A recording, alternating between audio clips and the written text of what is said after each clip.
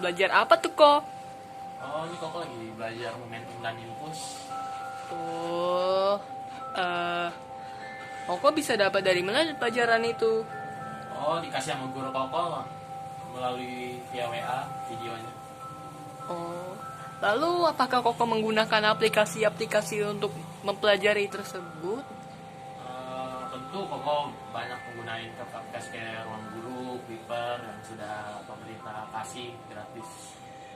Baik, bisakah Koko menjelaskan secara mendetail semuanya tentang momentum impuls? Oke, saya akan menjelaskan setelah yang satu ini. Nah, kali ini saya akan menjelaskan momentum dan impuls. Momentum sendiri akan terjadi apabila benda bergerak. Ya, karena momentum sendiri didefinisi secara singkat adalah massa dikali kecepatan. Momentum tersebut adalah besaran vektor karena memiliki arah dan besaran. Besaran memiliki arah. Nah, bisa kita lihat secara sistematis dirumuskan P sama dengan M kali V, yang dimana M itu adalah massa, V itu adalah kecepatan, P itu adalah momentum, satuannya kilogram meter per second. Nah, untuk contohnya sendiri,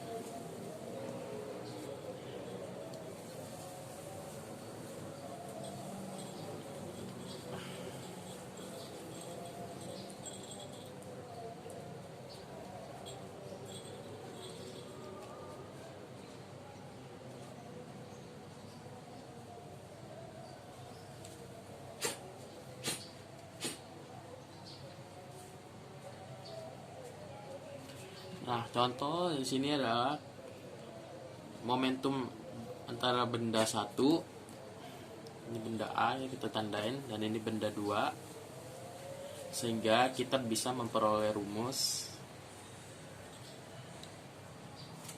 S sama dengan 1 ditambah momentum 2. Nah, ini kalau misalnya benda itu bergerak searah. Kalau misalnya tidak searah,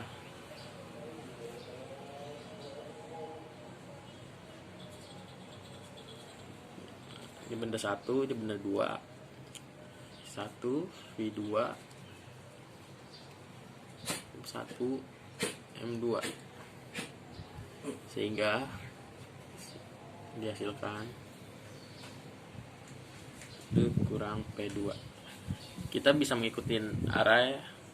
Kalau misalnya searah itu pasti positif, kalau misalnya ada yang berlawanan pasti negatif. Oke, kita akan masuk ke bab selanjutnya.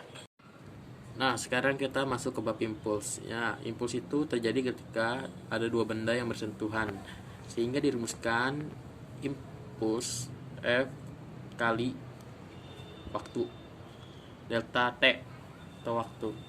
Jadi, impuls itu suatu gaya yang terjadi dalam waktu yang singkat. F sendiri bisa dibilang gaya yang satuannya Newton, delta T waktu sentuh satuannya sekton. Nah, dapat dari mana sih itu rumus ini? Nah, jadi rumus itu kita dapat dari hukum Newton 2. Persamaan hukum Newton 2 yang dimana F sama dengan ma. Nah, percepatan ini rumusnya kan delta V per delta T. Jadi kita kali silang F jadi kali delta T sama dengan M kali delta V. Nah, di sini kita bisa rumuskan bahwa impuls sama dengan delta momentum atau delta P. Nah, ini bisa dibilang sebagai hubungan momentum dan impuls. Sehingga kita bisa mencari impuls melalui delta atau perubahan momentum. Nah, itu tersebut bisa dibilang sebagai impuls yang satuannya Newton per second, atau bisa setara dengan kilogram meter per second. Oke, contoh. Kita masuk ke contoh ya.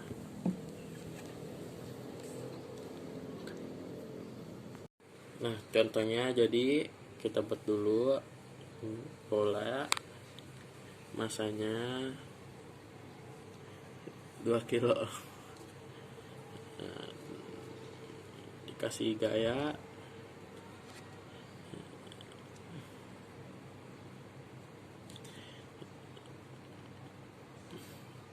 Nah, yang awal benda ini diam berarti V1 nya 0.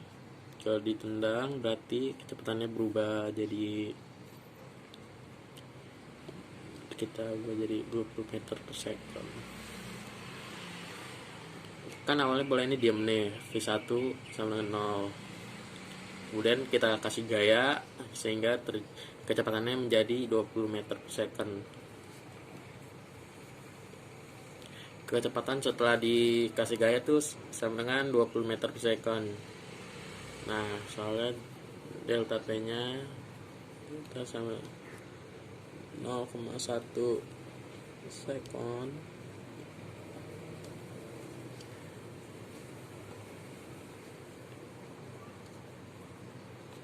Berapa impuls yang dialami oleh si benda. Nah, yang B nya berapa gayanya, F nya berapa.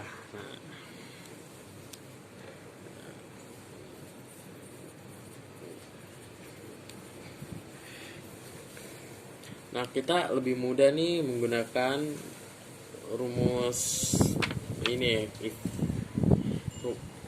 perubahan momentum yang ini, hubungan momentum dan impuls lebih mudah. Jadi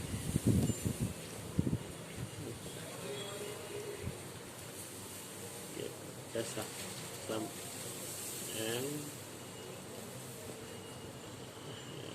1 sama dengan M V2 V1.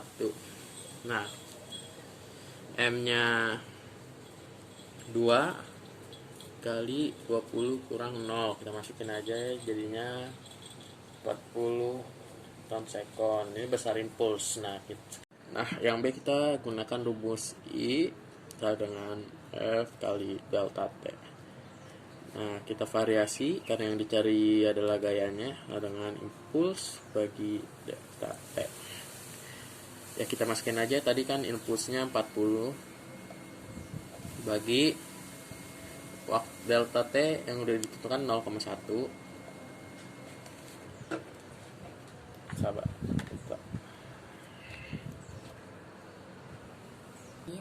Ya, sehingga bisa dibagi jadi hasilnya sama dengan 400 Newton. Nah, kita akan masuk ke materi selanjutnya yaitu hukum kekekalan momentum. Oke. Nah, hukum kekekalan momentum itu terjadi ketika ada suatu benda yang bertumbukan. Nah, contohnya 1, ini M1, ini benda 1, 2. Nah, lalu mereka bertumbukan atau bertabrakan. Nah, kan setelah bertabrakan tuh mereka kan punya kecepatan tertentu nih. Satu kecepatannya jadi V1 aksen. Nah, ini kecepatannya jadi V2 aksen. Artinya itu jumlah momentum benda setelah tumbukan sebelum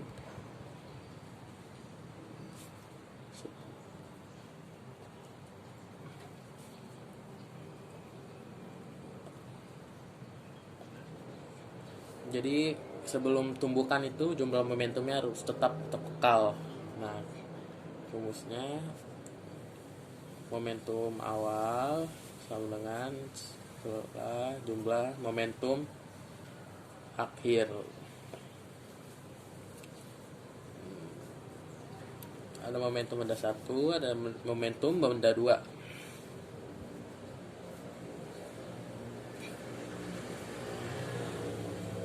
Satu aksen karena setelah tumbukan tambah P2 aksen.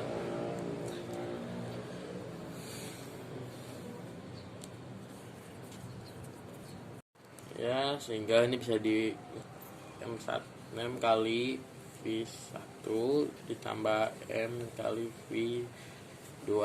Nah, sama dengan M kali V1 aksen tambah M kali V2 aksen.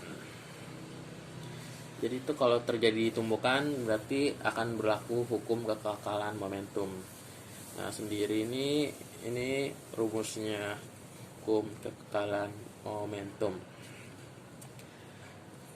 Nah, kemudian ketika terjadi peristiwa tumbukan akan ada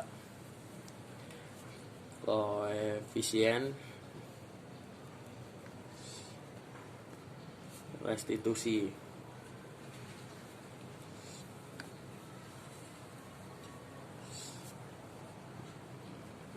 Nah, jadi jenis tumbukan itu ada 3, ada lenting sempurna, lenting sebagian, dan tidak lenting. Jadi di sini ada namanya koefisien restitusi. Ini persamaannya itu adalah sama dengan perbandingan percepatan relatif benda sebelum tumbukan dan setelah tumbukan, min V1 aksen min V2 aksen per V1 min V2. Jadi kalau aksen itu setelah, kalau yang nggak ada aksen itu berarti sebelum. Ini V1 aksen min V2 aksen, kecepatan setelah bertumbukan, dan sementara V1 min V2 adalah kecepatan benda sebelum tumbukan.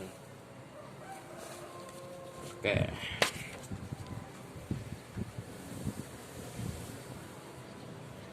Kita akan jenis tumbukan.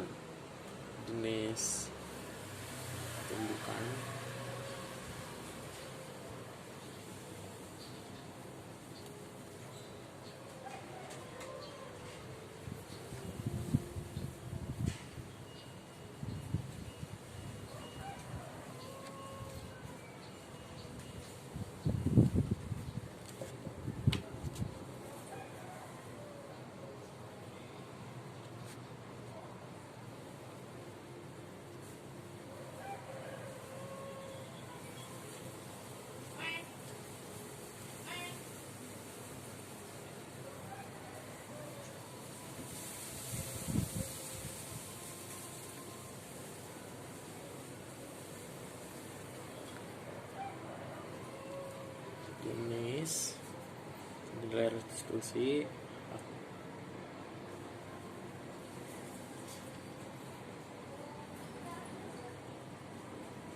momentum.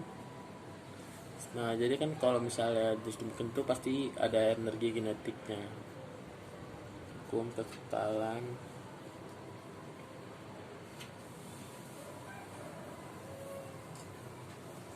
kinetik. Yang pertama ada lenting sempurna.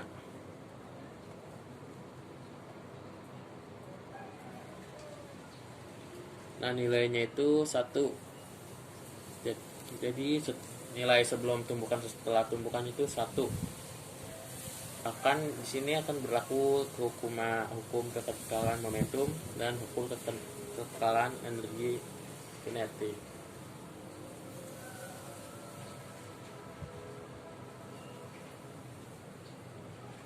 Nah,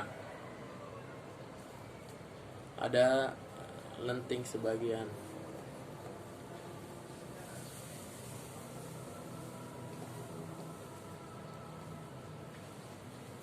Nah, nilai dari lenting sebagian ini adalah nilai koefisien restitusinya kurang dari 1.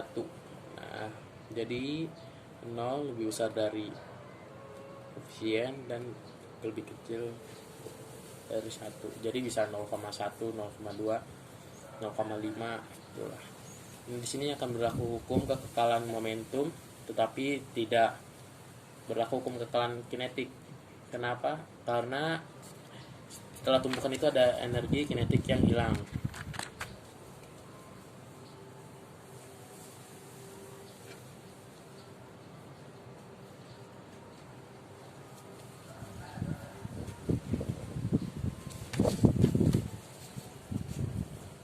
Aduh, anginnya ada ini nih, saya cut dulu dah. Nah, yang ketiga adalah tidak lenting.